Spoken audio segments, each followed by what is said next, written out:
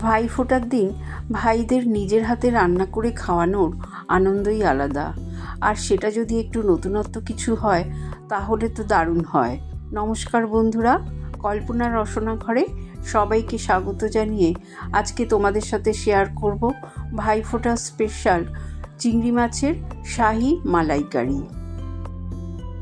বড় সাইজের গলদা চিংড়ি নিয়েছি 5 পিস, ভালো করে ধুয়ে পরিষ্কার করে নিয়েছি। আমি একটা বাটির মধ্যে নুন, হলুদ, লঙ্কার গুঁড়ো মিশিয়ে রেখেছি। এগুলোই আমি মাছের গায়ে মাখিয়ে নেব।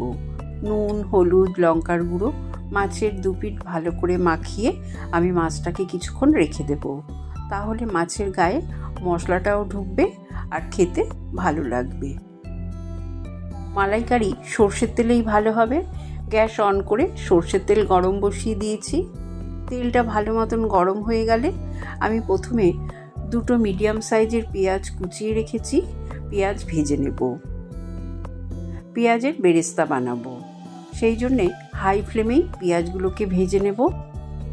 আর এখানে দিয়ে দিলাম 4টে রসুন কোয়া। একসঙ্গে আমি এগুলো ভেজে নেব। ভাজা হয়ে গেছে দেখো। যখন এরকম একটু ব্রাউন রং ধরবে আমি পেঁয়াজগুলোকে তুলে নেব। পেঁয়াজ ভাজা ঠান্ডা হয়ে গেলে অর্ধেকটা মিক্সিং জারে দিয়ে দিলাম। রসুন 4 কোয়া ভেজেছিলাম সেটাও দিয়ে দিলাম। আর কিছুটা পেঁয়াজ রেখে দিলাম, পরে দেব। কিছুটা নারকেলও কুড়িয়ে রেখেছি, তার থেকে 2 চামচ নারকেল দিলাম। 2টো কাঁচা লঙ্কা দিয়ে দিলাম। একটা বড় টমেটো টুকরো করে দিলাম। 1 মুঠো কিশমিশ দিয়ে দিলাম। আর দেব 1 মুঠো কাজু বাদাম। অল্প জল দিয়ে একটা মিহি পেস্ট বানিয়ে নেব। পেঁয়াজ ভাজার তেলেই আমি চিংড়ি মাছগুলোকেও ভেজে নেব। চিংড়ি মাছগুলো কিন্তু খুব বেশি ভাজবো না, তবে চিংড়ি মাছের যে কাঁচা ভাবটা সেটা যাতে চলে যায় সেই জন্যে 2 পিঠ হালকা করে ভেজে নেব। 5টা মাছ একসাথেই আমি দিয়ে দিয়েছি। 1 পিঠ ভাজা হয়ে গেলে উল্টে দেব। অপর পিঠটাও লাল লাল করে ভেজে নেব। চিংড়ি মাছগুলো দেখো সুন্দর ভাজা হয়ে গেছে। এবার আমি এই চিংড়ি মাছগুলোকে তুলে রেখে দিলাম। চিংড়ি মাছ ভাজা হয়ে যাওয়ার পর যে তেলটা আছে সেই তেলেই আমার রান্না হয়ে যাবে। এই তেলেই 1 চামচ ঘি দিয়ে দিলাম।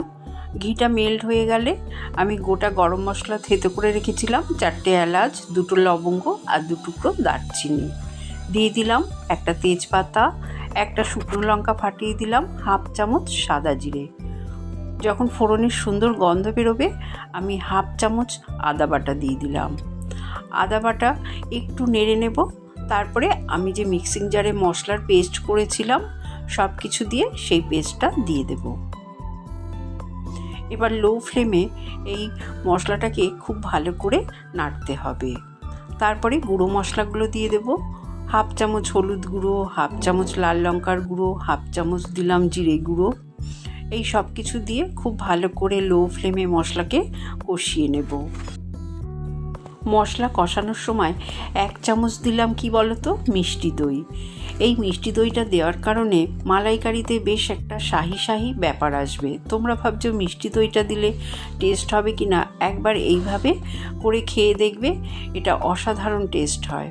দেখো কত সুন্দরভাবে আমার মশলাটা কষে গেছে, তেল ছেড়ে দিয়েছে। এইবার আমি দিয়ে দেব নারকেলের দুধ। নারকেল কুড়িয়ে আমি গরম জলে একটু ভাপিয়ে নিয়েছি। তারপরে নারকেলের দুধটা ছাঁকনি দিয়ে ছেঁকে বের করে নিয়েছি। সেই দুধটাই গ্রেভির জন্য দিয়ে দিলাম। গ্রেভির জন্য আমি আর এক্সট্রা জল দেব না। ভালো করে ফুটে গেলে আমি ভেজে রাখা চিংড়ি মাছগুলো দিয়ে দেব। চিংড়ি মাছগুলোকে একটু গ্রেভির মধ্যে ডুবিয়ে ডুবিয়ে দিয়ে দিলাম। তারপরে চিংড়ি মাছ ভেজে রাখার পর যে জুসটা ছিল সেটাও দিয়ে দিলাম। এটা কিন্তু অবশ্যই দেবে। স্বাদ অনুযায়ী নুন দিয়ে দিলাম, সামান্য চিনি দিলাম। এই চিনিটা স্বাদটাকে কিন্তু ব্যালেন্স করবে। এবার ভালো করে একটু ফুটতে দেব। খুব ভালো করে দেখো গ্রেভিটা সবগুলো চিংড়ি মাছের মধ্যে একটু মিশিয়ে দিলাম। নাড়াচাড়া করে ভালো করে গ্রেভিটা ফুটে গেলে ঢাকা দিয়ে 10 মিনিট ফুটতে দেব একদম লো ফ্লেমে। তারপরে ঢাকনা খুলে আমি দিয়ে দিলাম 2টো আরও চেরা কাঁচা লঙ্কা আর দেখো খোয়া ক্ষীর একটু গ্রেট করে দিলাম। যেহেতু এটা শাহি মালাইকারি হবে, তাই খোয়া ক্ষীর না দিলে শাহি ব্যাপারটা কি করে আসবে, তাই না?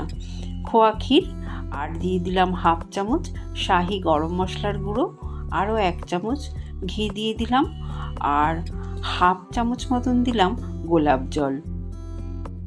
গোলাপ জলটা আমার ভালো লাগে বললে আমি দিলাম, তোমাদের যদি ভালো না লাগে তোমরা স্কিপ করতে পারো। এবার গ্যাসের ফ্লেম বন্ধ করে ওপর থেকে একটু পোড়ানো নারকেল আর পেঁয়াজের বেরেস্তা দিয়ে ঢাকা দিয়ে রেখে দেব। কিছুক্ষণ পর ঢাকনা খুলে তোমাদের আমি সার্ভ করে দেখিয়ে দিচ্ছি। দেখেছো তো দেখতে কতটা লোভনীয় হয়েছে। চিংড়ি মাছের মালাইকারি এইভাবে যদি বানাও খেতে কিন্তু অসাধারণ টেস্ট হয়। রেসিপি ভালো লাগলে কমেন্ট করে জানিও, চ্যানেলটাকে লাইক শেয়ার করো, নতুন বন্ধু হয়ে থাকলে সাবস্ক্রাইব করো। সুস্থ থেকো, ভালো থেকো, ধন্যবাদ।